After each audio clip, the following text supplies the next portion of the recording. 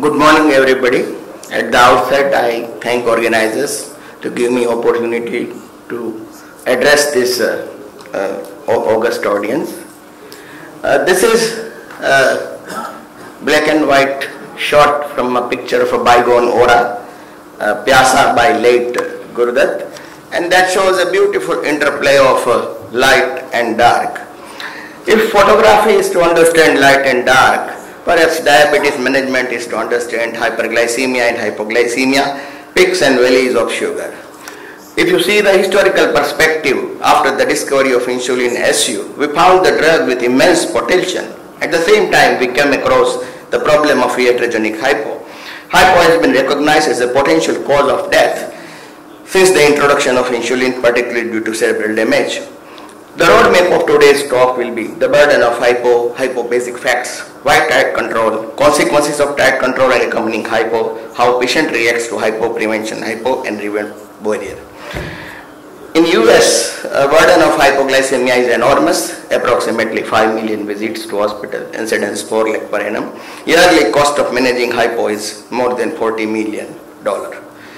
And you see that most endocrine related emergencies in the hospital are related with hypoglycemia made with loss of consciousness, altered mental status, or with cardiovascular sequelae, defined as serum glucose less than 70 and classified as mild, moderate, and severe according to blood glucose level. Hypoglycemia, even when asymptomatic, can pose risks to our patients.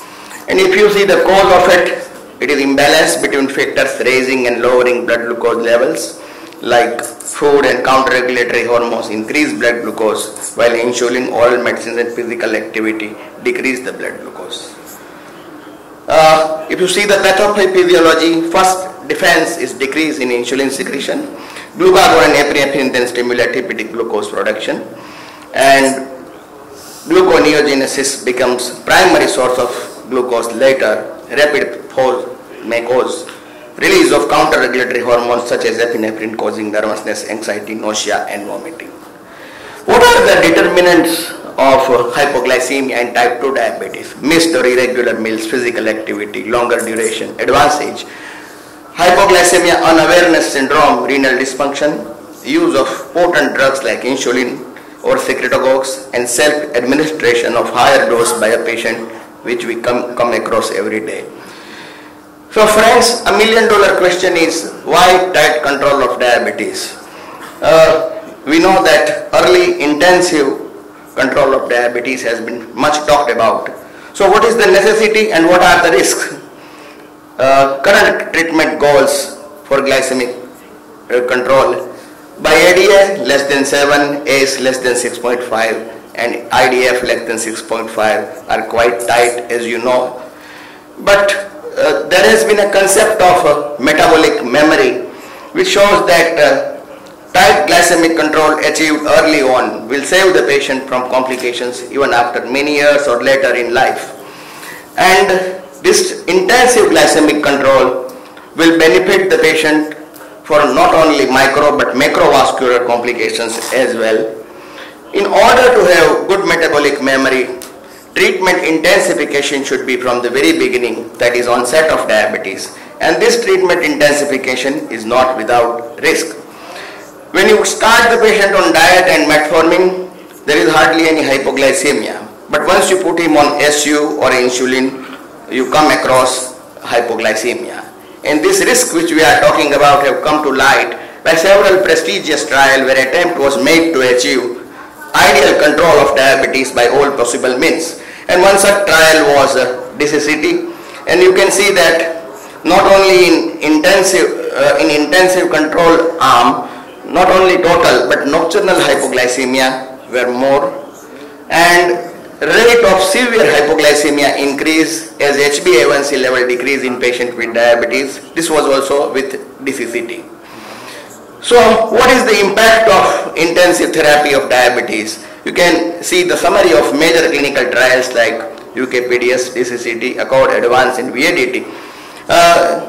Microvascular complications decreased, but for macrovascular complications we have to keep our fingers crossed. And with ACCORD, mortality does increase in intensive control arm. And what predicted death in Accord? It was recent severe hypoglycemia, which was known to be culprit.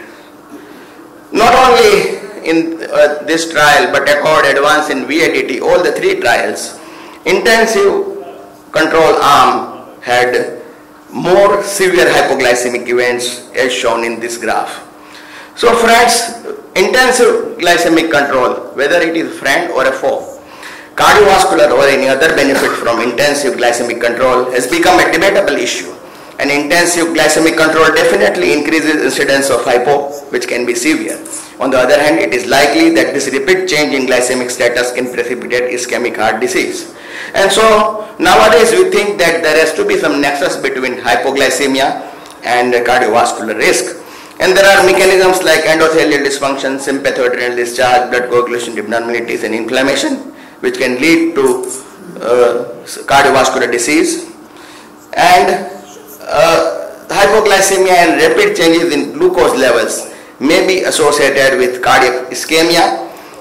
This was the study where patients were subjected to CGMS and Holter monitoring at the same time, and it was found that hypo was associated with the ischemic changes.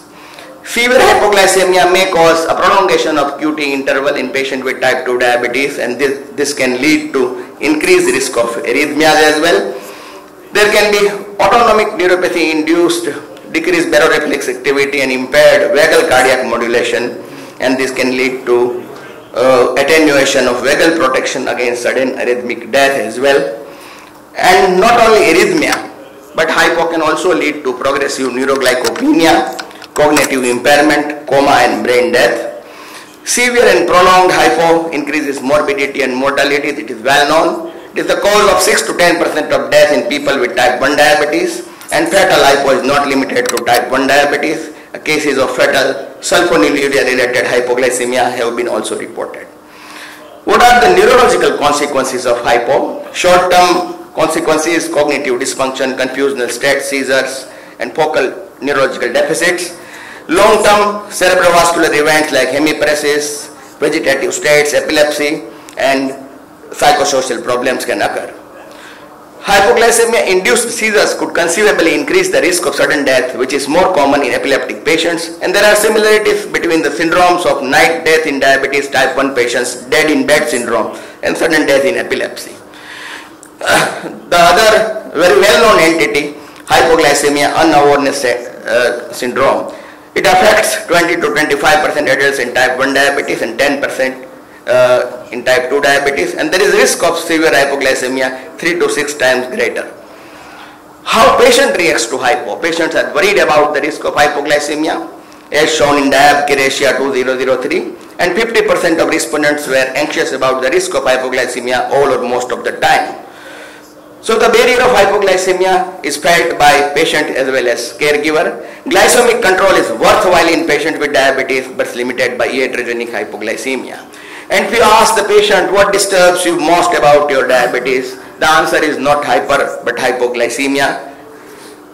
And how patient sees hypoglycemia: it alters the quality of life.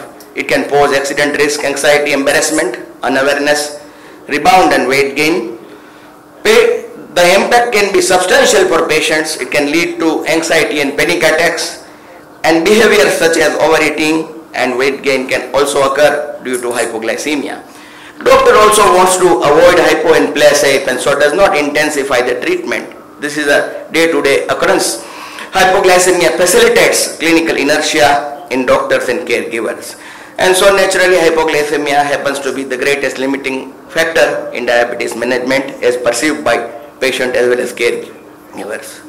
In an era when diet control is recommended for all patients in early stage and the HbA1c targets are set less than 7, how to achieve HbA1c goal passing the hurdles of hypo? If you see the old American Diabetes Association guideline, we had a glucocentric approach, and we believed that we have to lower the HbA1c even below 7 up to 6 without hypoglycemia. But the latest guideline or of 2012 guideline, now we have patient-centered approach. Rather than having uniform HbA1c target, the goal is individualized according to the type of patient and presence of factors leading to hypoglycemia. And so now the theory is of anti-hyperglycemic therapy. And individualization is the key for younger, healthier patients. There are tighter targets, 6 to 6.5. The patient who are older, have comorbidities and hypoglycemia proneness, looser targets, 7.5 to 8 are set. And now we believe that evidence of hypoglycemia and cardiovascular risk is very, very important. And so this is a famous cartoon where all the factors which affect determination of our goal are listed.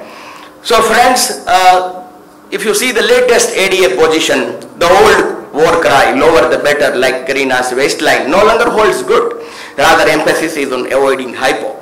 And there are emerging concerns regarding association of hypo with increased mortality, and therefore the proper drug selection in hypoglycemia prone patients is very, very important. We have a plethora of drugs, high-risk drugs like insulin, sulfonylurea and meglitinides, which are very effective. And now we have low-risk drugs like metformin, alpha-glucosidase inhibitors, TZD, GLP-1 agonist, DPP-4 inhibitors, and latest kid on the block, SGLT2 inhibitors. And you can see that in the guideline after metformin, you have a la carte approach. You have many drugs which are hypoglycemia friendly at the second step, and as well as in the third step we have many drugs which can help you in your goal of anti-hyperglycemic therapy. So the question is hypo barrier to tight control? The answer can be yes or no. If tight control has been achieved by use of insulin or SU like secretagogues, hypo does act as a barrier. If you have used incretin mimetics, DPP-4 inhibitors or glitazones, hypo does not pose an obstacle to control. So new paradigm for the management of diabetes: control the blood sugar is not enough, control the sugar up to the goal, control the sugar for longer period of time. Not only that, control the sugar without causing dangerous and detrimental hypoglycemia. Why? Because hypoglycemia does have license to kill like a James Bond, and as a physician it is your duty to save your patient.